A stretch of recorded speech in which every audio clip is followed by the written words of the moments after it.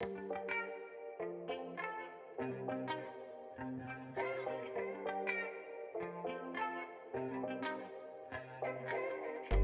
everyone, welcome back for another whiskey review.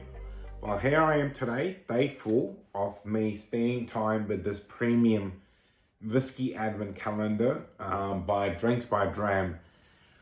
Being the 4th night, I have gone and opened this tiny window and something very special, very special. Well, I mean, by this moment, if you're watching the video, you already know what I'm about to review.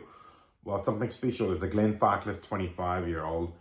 Now, this is a whiskey that is well distributed, available all around the world, a famed family-owned distillery, and I've had the pleasure of visiting the distillery in 2018 when I went to Scotland, and just a beautiful location, the people who work there, just everything they do, just absolutely top-notch. Now, the Glenfarclas 25 is kind of like the pinnacle, I guess, when you talk about core range expressions. In New Zealand, it is currently available. I'm pretty sure around the globe it's available. At some point, I think they say there was a bit of shortage, but currently it's available, and I'm just so happy I've got this tiny sample to review tonight. Bottled at 43% ABV, and while I was doing a bit of research earlier tonight about the whiskey, 100% sherry cask age. That's what we like to hear. 25 years, all of this whiskey has been in ex-sherry casks. And also, it won a gold medal in 2019, which is good. I mean, how it doesn't win gold medals every year is questionable. You know, it's bloody good dram. But I don't want to jump the gun, and let's do this properly. I just want to take a moment to maybe reminisce my trip to Glenfarclas in 2018, which was just the most magical day. I did the tour, you know, visited the famed red doors all around the distillery and then into the warehouse. Saw some pretty old casks, you know, I mean, these were legit ancient casks. And one of the things I've always admired about the Glenfarclas is obviously their family cask series they do. And I just happened to mention to the gentleman who was looking after me on the day that, you know, I'm from New Zealand and I work in the liquor trade, and that I happened to be born in 1984, and how the bottles and the whiskey by the nip, which is available in some places, very expensive. And to his credit, before I left, he gave me a wee sample of a single cask 1984 Glenfarclas, which I've actually already reviewed a while ago for my birthday. There we go. We've digressed. Now let's get into this beauty. Now, hopefully by now you've seen the other 3 videos I've done, which I started out of this box with the Balvenie 21, then the Glenfiddich 21 Grand Reserve rum cast finish, and then our third one was a I'm gonna butcher the name, McMara, the Champagne cask age. So I've had 3 whiskeys of very smooth, very rich sweetness, all that, and this will continue the theme. So 4 out of 4, you know, good, smooth and sweeter whiskies.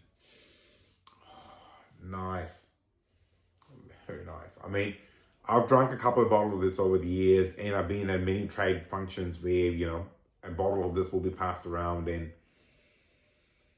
the sweetness just lures you in. That rich sort of, I want to say orange peel. I get a bit of orange peel, but wow.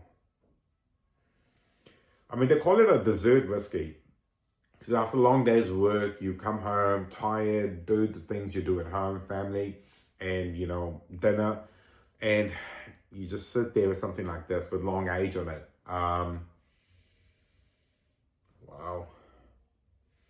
That classic raisiny sweetness is there. I just get a touch of honey, maybe. Oh, so good. Really, really good. Like, I could literally just record a half-an-hour video of me just sitting here and just nosing it. It's just beautiful. Very nice. All right, let's try it. See what's it like. Cilantro.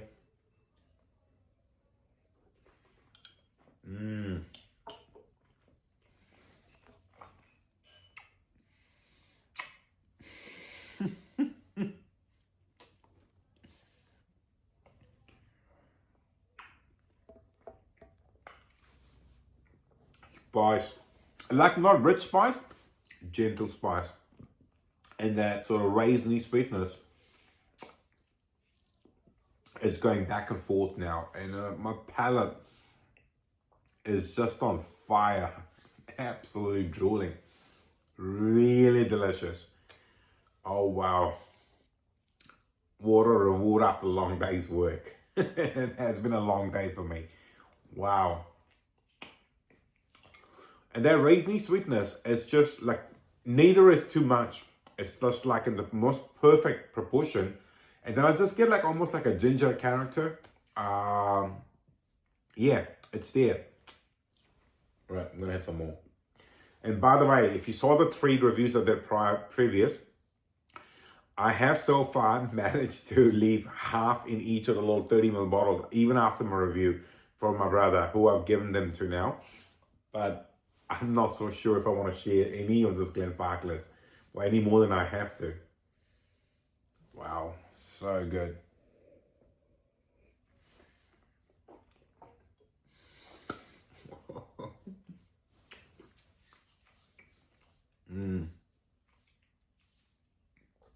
Lovely. The spice is not as dominant this time. There's more of that raisiny sweetness, and it's just calmed down. My palate is just really, really warm. And there's another comment or an observation. The 3 reviews I did, one of them in particular, a friend of mine actually rang me. We were just having a discussion, talking about life, and he said about the whiskey, and he said, why do you record your reviews and you kind of put the whiskey in your glass, you know, just in the moment? And I said to him, look, for me in particular, I want to, and this is why I do so less reviews, because I really do want to spend half an hour with a particular whiskey. And often once I stop recording, I'll sit here. I've got my couch that I've had for the last 10 years or so. I'll just sit here and keep enjoying the whiskey. But for me, I like recording my expressions, and I feel like we, with our eyes, with our face, you know, can very clearly demonstrate if we're really enjoying this. And if you've been watching the channel for some time, you will hear me say drooling, crackling noise, all that kind of stuff is the most raw and authentic validation you can do for a whiskey. You know, for me to sit here tonight, it's been a long day. It's just gone 10:30 at night, in fact. I've had a long day, and I knew it's going to be this whiskey because I know exactly what drams are in there. So all day I was kind of building it up.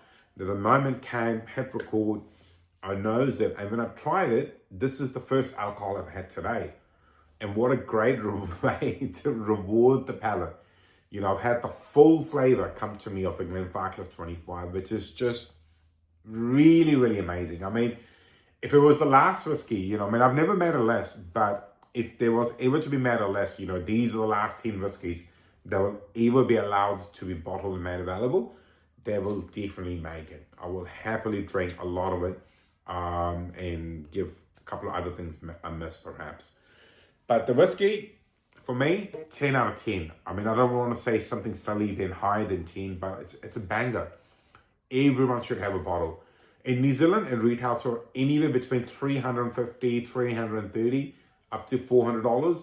Overseas, it might be a bit more or less. But if you're going to extend yourself and get a very special bottle, and I know a lot of the lads out there in particular like to have a nice bottle that, you know, you put in the back of the cupboard, and every now and then, like I am tonight, you sit down and put a little 30ml in the glass and just relax and just think about how life is going on, where you're heading next, and all that kind of stuff, because it took a long time to make this whiskey.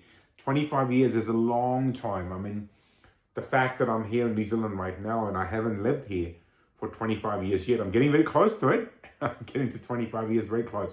Been here for 24. So this whiskey was down in the barrels at some point a little bit before that I moved to New Zealand. And I feel like I've been in New Zealand such a long time, you know, coming up 25 years. Bloody good whiskey. Get a bottle while they last, you know. Get one. Well, that's all I've got to say about this particular lovely whiskey. Well, if you're liking the content, please like, share, subscribe. Otherwise, I'll see you tomorrow night for another whiskey review. See you later. Bye-bye.